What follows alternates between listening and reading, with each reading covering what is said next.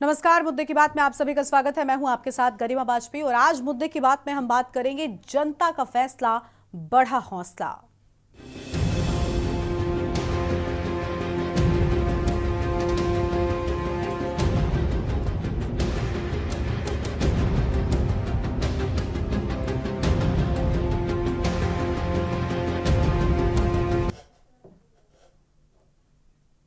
लोकसभा चुनाव के मात्र 5 महीने के बाद हुए विधानसभा चुनाव में भाजपा को मिली बड़ी सफलता ने निश्चित तौर पर कटोगे तो बटोगे या एक हैं तो सेफ हैं नारों को सफलता की कुंजी ठहराया है।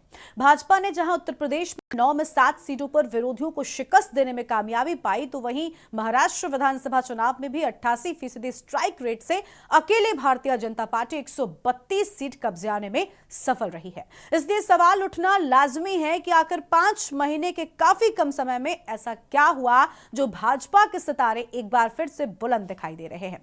सवाल है कि क्या वास्तव में लोकसभा चुनाव में संविधान और आरक्षण को लेकर विपक्ष की ओर से किए गए दावों ने भाजपा के मंसूबों पर पानी फेर दिया था? क्या उपचुनाव में कांग्रेस को एक भी सीट न देने का सपा को खामियाजा भरना पड़ा है? हालांकि समाजवादी पार्टी सहित कांग्रेस लगातार इंडिया गठबंधन जारी होने का दावा कर रहे हैं। माना जाता है कि चुनाव में सहभागिता न होने से कांग्रेस कार्यकर्ताओं में निराशा रही है, इसलिए अब चुनाव के प्रचार अभियान से कांग्रेसियों की दूरी रही है। महाराष्ट्र विधानसभा और यूपी उपचुनाव के परिणाम की समानता उपचुनाव में धांधली के आरोपों को खारिज करने के भाजपा के लिए अस्त्र के रूप में देखा जा रहा है। राजनीतिक विश्लेषक स्वीकार करने लगे हैं कि महाराष्ट्र के चुनाव परिणाम यूपी के मुख्यमंत्री योगी आदित्यनाथ के साथ उनके नारों को मतदाताओं ने स्वीकार्यता का संदेश दिया है और इसीलिए सवाल किया जा रहा है कि क्या अब साल 2027 में प्रस्तावित यूपी विधानसभा सामान्य निर्वाचन तक भाजपा इसी लाइन पर आगे बढ़ने वाली है। आज इसी पर हम करेंगे विस्तार से बातचीत। खास मेहमानों का पैनल हमारे साथ में जुड़ने वाला है, उनके साथ में जानेंगे कि आखिर इन चुनावों में भारतीय जनता पार्टी के क्या इन नारों ने उसकी बल्ले बल्ले कर दी और क्या विपक्षियों को खामियाजा भरना पड़ा है। आखिर क्या गलती थी उनकी और क्या दांव यहां पर थे जो भारतीय जनता पार्टी के पक्ष में बैठते गए, और यही वजह है कि उत्तर प्रदेश में 9 में से 7 सीटों पर भारतीय जनता पार्टी काबिज हो पाने में सफल हो पाई है। इसी पर विस्तार से बातचीत करने वाले हैं खास मेहमान हमारे साथ में जुड़ेंगे। सबसे पहले इनसे आपको हम रूबरू कराते हैं। हमारे साथ में अविरल मलिक जी हैं, भारतीय जनता पार्टी के प्रवक्ता हैं, और आनंद राय जी हमारे साथ में हैं, समाजवादी पार्टी के नेता हैं। आदेश शुक्ला हमारे साथ में हैं, वरिष्ठ पत्रकार हैं। बहुत स्वागत आप सभी मेहमानों का हमारे साथ चर्चा में आने के लिए और अपनी बात रखने के लिए। सबसे पहले अविरल मलिक जी, बहुत बधाई आपको, बड़ी शुभकामनाएं। महाराष्ट्र में बड़ी अच्छी स्थिति निकलकर सामने आई, साथ ही साथ उत्तर प्रदेश में भी 9 में से 7 सीटों पर आप काबिज हो गए। भले ही कानपुर की सीसामऊ सीट 28 सालों का सूखा खत्म करने का बड़ा प्रयास था, लेकिन हो नहीं सका। मुख्यमंत्री ने उसके लिए अलग तर्क दिया कि विरासत की सीट थी, शायद यही वजह है कि बच गई और हमसे छूट गई। लेकिन क्या लग रहा है आपको, जीत का श्रेय किन चीजों को देना चाहेंगे? जो बटोगे तो कटोगे वाली बात मुख्यमंत्री ने शुरू की थी, उस तर्ज उसी राह पर कहीं ना कहीं चुनाव आगे बढ़ता चला गया और उन्हीं मुद्दों के इर्द गिर्द चुनाव रहा है, तो क्या उसे सफल मानेंगे आप? अनम्यूट सर, पहले अनम्यूट कीजिए। एक रहोगे तो नेक रहोगे, ये नारा मुद्दों के आधार पर माननीय मुख्यमंत्री योगी आदित्यनाथ जी महाराज के द्वारा दिया गया था। एकजुटता की अपील की गई थी प्रत्येक व्यक्ति को, प्रत्येक नागरिक को, प्रत्येक प्रदेशवासी को, प्रत्येक देशवासी को, प्रत्येक नागरिक को एकजुट होने की जो हमने अपील की थी, उसका असर निश्चित रूप से देखने को मिला है। भारत का संविधान भी यही कहता है, article 51A of constitution of India जी। नहीं, देखिए, जिस प्रकार से उत्तर प्रदेश का विषय है, तो उत्तर प्रदेश में विकास का बड़ा मुद्दा रहा और जिस प्रकार से माननीय योगी आदित्यनाथ जी के नेतृत्व में उत्तर प्रदेश को अपराध व अपराधी मुक्त प्रदेश के रूप में बनाने का कार्य किया गया, माफिया मुक्त प्रदेश के रूप में भारतीय जनता पार्टी के नेतृत्व में माफिया मुक्त प्रदेश उत्तर प्रदेश बना, तो एक बड़ा मुद्दा रहा। हमारे द्वारा मुद्दों की राजनीति की गई। जिस प्रकार से भारतीय जनता पार्टी की सरकार आने के पश्चात किसानों मजदूरों के लिए कार्य किया गया, युवाओं के लिए कार्य किया गया, बेरोजगारों को रोजगार देने के लिए कार्य किया गया, लेकिन कुछ लोग जो राजनीतिक रूप से बेरोजगार हैं, वो भारतीय जनता पार्टी के ऊपर आरोप बेरोजगारी का लगाते हैं। लेकिन जनता ने स्पष्ट कर दिया कि उनकी राजनीतिक बेरोजगारी जारी रहने वाली है और अगले 5 साल इसी राजनीतिक बेरोजगारी के साथ रहना होगा। और 27 के लिए भी जनता ने मोहर लगा दी कि 2027 में भी भारतीय जनता पार्टी की पूर्ण बहुमत के साथ उत्तर प्रदेश में सरकार बनने जा रही है। 2027 में भी उत्तर प्रदेश में कमल खिलने जा रहा है। लगभग 400 सीटें अगर इस अनुसार आकलन कर लिया जाए तो निश्चित रूप से लगभग 400 सीटें एनडीए की उत्तर प्रदेश के भीतर आएंगी। और उसके साथ साथ जहां तक विषय है रोटी कपड़ा मकान, शिक्षा चिकित्सा स्वास्थ्य, इन मुद्दों पर हमने चुनाव लड़ा। आज उत्तर प्रदेश के प्रत्येक व्यक्ति को राम भी मिले और रोटी भी मिली, इसीलिए भारतीय जनता पार्टी को जनता ने पसंद करने का कार्य किया। गरीब पीड़ित शोषित वंचित दलित आदिवासी महिला युवा बेरोजगार संत सबके हित में आज उत्तर प्रदेश में कार्य चल रहा है। विकास की गंगा बह रही है, चहुमुखी विकास उत्तर प्रदेश का हो रहा है। सबका साथ सबका विकास सबका विश्वास सबके प्रयास के नारे के आधार पर इस नारे को जमीनी स्तर पर उतारने का कार्य भारतीय जनता पार्टी की सरकार के द्वारा किया जा रहा है। उत्तर प्रदेश में जिस प्रकार से हमारी सरकार बनने के पश्चात योगी जी ने पहली कैबिनेट बैठक में किसानों का ऋण माफ करने का कार्य किया था, लघु एवं सीमांत किसानों का 1-1 लाख रुपए का ऋण माफ करने का कार्य किया था। तो जनता जानती है जो भारतीय जनता पार्टी कहती है, जो वादा करती है, निश्चित रूप से पूरा करने का कार्य करती है। उसी आधार पर वोट रूपी आशीर्वाद जनता के द्वारा भारतीय जनता पार्टी को देने का कार्य किया गया। और इस बात को अब समझना होगा, चिंतन मनन करना होगा कि क्या कांग्रेस समाजवादी पार्टी का गठबंधन रहेगा या समाप्त होगा, क्योंकि कांग्रेस को भी अब तय करना होगा कि समाजवादी पार्टी किस प्रकार से सीटें हारी है। कांग्रेस के गठबंधन के बावजूद Congress plus Samajwadi Party plus INDI गठबंधन इज इक्वल टू 9 में से 2 सीटें इन्हें मिली हैं। भारतीय जनता पार्टी को 7 सीटें मिली हैं। इस विषय को भी इन्हें देखना चाहिए और इनकी करारी हार हुई है। उत्तर प्रदेश में समाजवादी पार्टी समाप्तवादी पार्टी बन चुकी है। और अगर महाराष्ट्र की राजनीति की बात कर ली जाए तो महाराष्ट्र की जनता ने विकास पर मोहर लगाने की कार्य किया है और उसके साथ साथ डिक्रीज होते क्राइम रेट पर मोहर लगाने का कार्य किया है। देवेंद्र फडणवीस जी, अजीत दादा पवार और एकनाथ शिंदे जी के नेतृत्व पर महाराष्ट्र की जनता ने अभूतपूर्व तरीके से वोट के माध्यम से मोहर लगाई है और हमें चुनने का कार्य किया है। इसके लिए के न्यूज के माध्यम से आपके करोड़ों दर्शकों के माध्यम से मैं हृदय से आभार व धन्यवाद प्रकट करना चाहूंगा। ठीक है, समाजवादी पार्टी के नेता हमारे साथ में आनंद राय जी हैं। बहुत स्वागत सर आपका भी। आनंद जी, जुड़ेंगे तो जीतेंगे, लेकिन फिलहाल स्थिति कुछ और हो गई, क्या नुकसान झेलना पड़ेगा आखिर? देखिए, हाँ बोलिए सर। समाजवादी पार्टी के पक्ष में पूरी तरह से जनता थी, लेकिन ये डीएम कमिश्नर कप्तान के दबाव, जो प्रधान थे, जो बीडीसी सदस्य थे, जो जिला पंचायत सदस्य थे, उनके ऊपर जोर आजमाइश करके हमारे नेता श्रीमान अखिलेश यादव जी ने बार बार कहा, डीएम साहब समय सबका आता है, आप इस तरह धमकाएंगे, आप लोगों को डराएंगे तो लोकतंत्र ऐसे नहीं चलता है।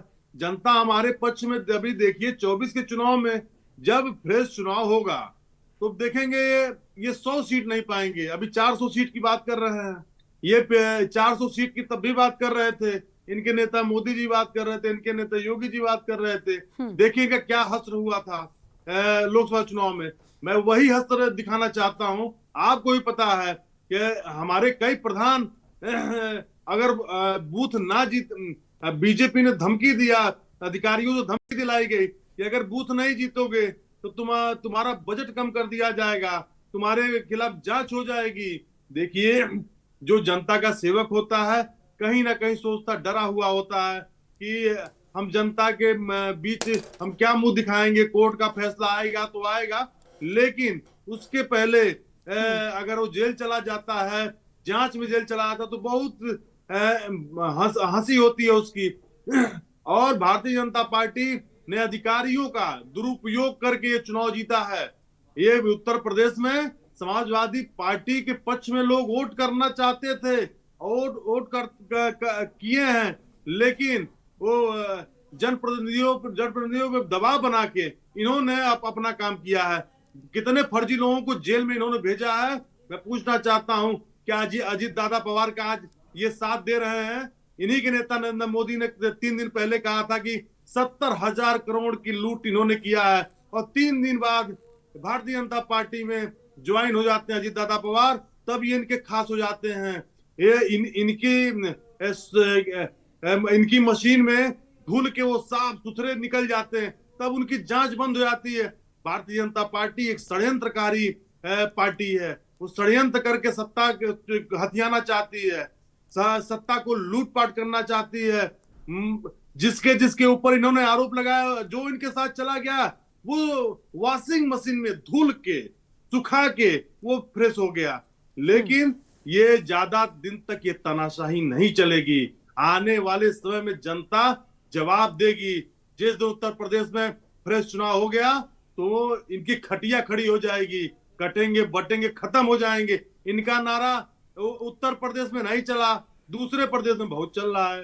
मैं पूछना चाहता हूं योगी जी, वो आरएसएस और भारतीय जनता पार्टी हिंदू नेता के नाम पर आगे बढ़ाना चाहती है, तो हम बता दें हम लोग भी हिंदू हैं, हमारी पार्टी भी हिंदू पूजा पाठ करती है। हमारे नेता श्रीमान अखिलेश यादव जी नवरात्र व्रत रहते हैं। आप देखिए, हिंदुओं को काटने बांटने इसकी बात मत करिए। जनता जवाब जरूर देगी और आने वाले चुनाव में आपको हार का सामना करना पड़ेगा।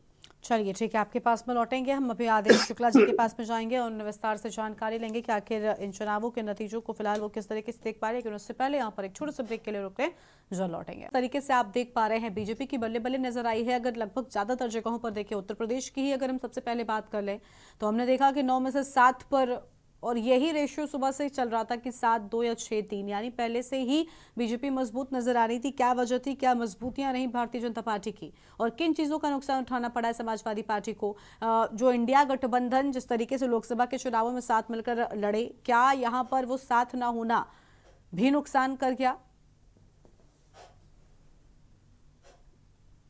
देखिए गरिमा जी, पहले आपको ये बताएं कि देखिए जिस तरीके से बीजेपी ने ये इलेक्शन लड़ा, वो पूरे हाइप करके इलेक्शन लड़ा और बहुत कायदे से ये इलेक्शन लड़ा।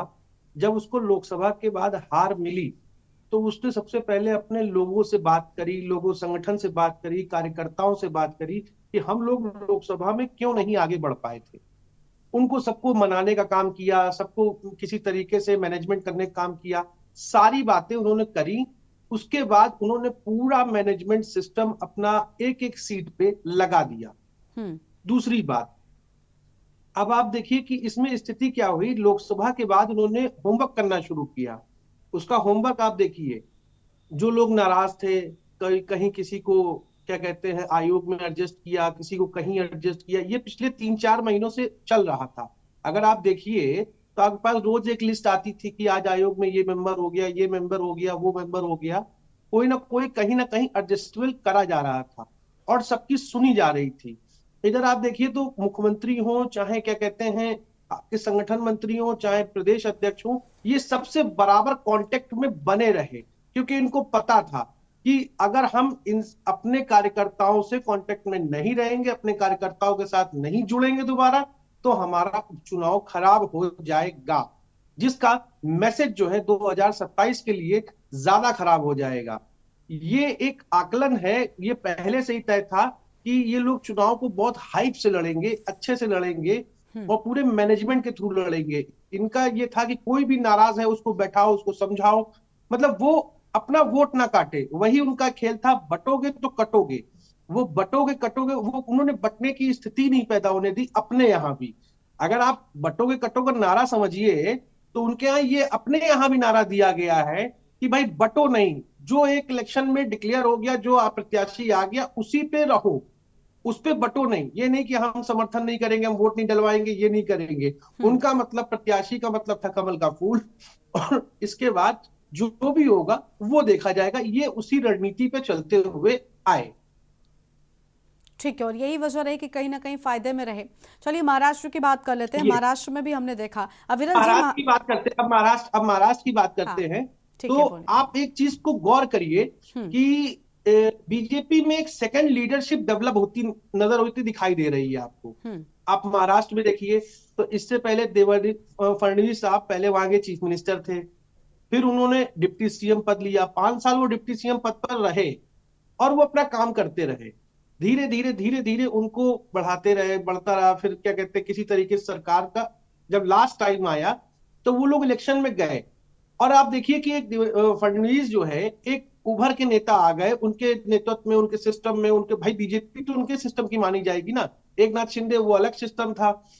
क्या कहते हैं, ये दूसरी पार्टी से जो एनसीपी से आए थे, इनका अलग सिस्टम था, तो बीजेपी वहां पे बड़ी पार्टी बनी। इसी तरीके से आप एक चीज को गौर करिए कि जहां जहां उपचुनाव थे, ऐसा नहीं है कि खाली महाराष्ट्र यूपी में ही उपचुनाव थे, क्या कहते हैं, मध्य प्रदेश में भी उपचुनाव थे, राजस्थान में भी उपचुनाव थे, असम में भी उपचुनाव थे। इन पांचों राज्यों, इन सभी राज्यों में उपचुनाव के आकलन देखेंगी तो वहां पे बीजेपी विन विन सिचुएशन में आ गई है। इसका मतलब क्या होता है? इसका मतलब ये होता है कि बीजेपी एक सेकंड लीडरशिप जो डेवलप कर रही है, क्योंकि अब सेकंड लीडरशिप तो डेवलप करनी पड़ेगी ना, 2029 के लिए सेकंड लीडरशिप में कोई ना कोई तो डेवलपमेंट होगा। अब आप देखिए, उत्तर प्रदेश से योगी आदित्यनाथ डेवलप हो चुके हैं, महाराष्ट्र से देवेंद्र फडणवीस डेवलप हो चुके हैं, मध्य प्रदेश से भजनलाल शर्मा हो चुके हैं, क्या कहते हैं, और राजस्थान से वहां के जो नए चीफ मिनिस्टर है वो भी डेवलप हो चुके हैं। असम से आप देखिए, असम में भी देखिए 5-0 का रहा है, 5 बीजेपी वहां पाई है, तो हेमंता बिस्वा शर्मा भी वहां पे एक अपने आप को डेवलप किया है। इसी तरीके से आप क्या कहते हैं, उत्तराखंड की तरफ आइए तो उत्तराखंड में भी देखिए वहां भी सीटें आई हैं। वो जो सीट एक हार गए थे, जिसका बहुत वो हो रहा था कि ये सीट हार गए हैं उपचुनाव में, कहा जा रहा था, तो वो भी सीट देखिए निकल के आई है उनकी, ऐसा नहीं है। और यहाँ जैसे आप पुनर्की की चर्चा कर रहे हैं, वैसे उत्तराखंड में लोग वैसी चर्चा कर रहे हैं। तो बात साफ है, इन लोगों ने अपने आप के लोगों को भी कहा है, बटोगे तो कटोगे। इनका सिस्टम पब्लिक के लिए तो है ही है, मैनेजमेंट के लिए तो है ही है। इन्होंने अपने कार्यकर्ताओं को सबसे पहले संदेश दिया है कि एक रहोगे तो सेफ रहोगे। इसी के चलते ये दोनों नारे एक कंपाइल होते चले गए और दोनों नारे पूरे देश में फिर से दिखते नजर आ रहे हैं।